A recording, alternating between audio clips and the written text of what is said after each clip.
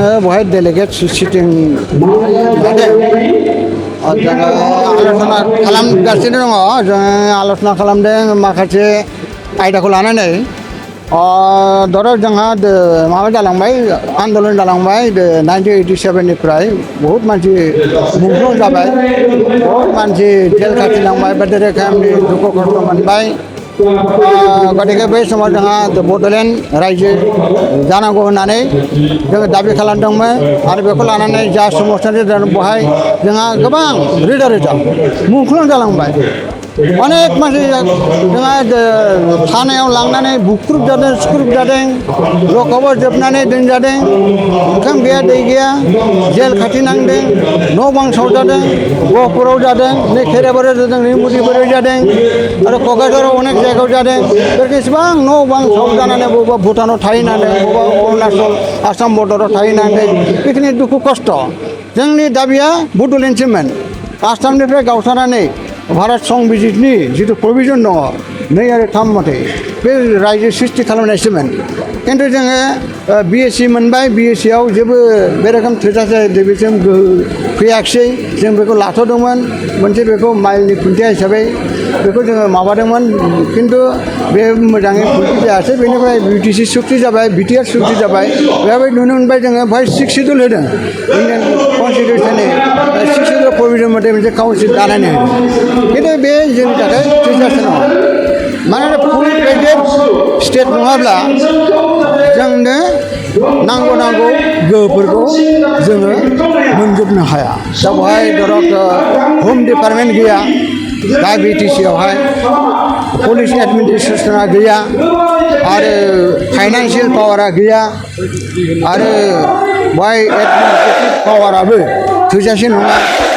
गतिके जेराव जोंहा हम डिपार्टमेन्ट गैया पुलिस एडमिनिस्ट्रेसना गैया आरो फारसेथिं जोंहा फाइनान्सियेल पावारा गैया गतिके बेबायदि हिसाबै जोङो बे काउन्सिलखौ 6 शिड्युलब्लाबो जों बोरैहाय बेखौ थोजासे होननानै बुंनो बोरै बेवहाय मोजाङै जों सासन खुंनो हानो बेनिखायनो नर्थ इस्ट रिजियनाव जों मिथिगौ जारिमिन दङ जे 1956निफ्राय आरम्भ खालामनानै जेरैबायदि नर्थ इस्ट रिजियनाव गोदान रायजो जाबाय अरुणाचल प्रदेश जाबाय जोंहाय नागालेण्ड जादों मिज'राम जादों आरो बिदिनो उनाव मेघालय जाबाय 1963 माबा जाबाय नागालेण्ड 60 जाबाय बेनिफ्राय 1972आव फुल पेडेड माबा जाबाय मेघालय 60 जाबाय मिज'राम 60 जाबाय दा बिसोरबो जिखिनि क्राइटेरियाजों बिसोरो सेपारेट स्टेटखौ मोनदों जोंहाबो बे क्राइटेरिया दङ जोंहा थोजासे जोंहा सुबुं अनजिमा दङ दाबो जोङो नर्थ इस्ट रिजियनाव सिंगल लार्जेस्ट पपुलेसननि जों कमिउनिटि बर'फ्रा नर्थ इस्टआव नाय खुनु ट्राइबेल कमिउनिटिया जोंजों समान अनजिमानि बे रोखोम माबा गैया संख्या गैया गतिके एसेबां लार्जेस्ट मोनसे पपुलेसन थानायनि उनावबो जोंहा बेलेन्स ब्लक दङ हा हु दंखायो बे जोंनि गोदोनिफ्राय मोननाय जोंनि मोनथाय बे एनकेस्टेड लेन्ड जोंनि बुरलुंबुथुरनि बे सा ओनसोलाव गोदोनिफ्राय रायजो जाबोदों जोंहा मोनसे जोबोद माने गोग्गाथाव माखासे जारिमिन दङ महाभारतनिफ्राय जागायनानै एखेबारे बै द्वास ओनसोलखौ सासन खालामनायहालागै जोंहा कसारि किंडम दङमोन जोंहा कामरुप किंडम दङमोन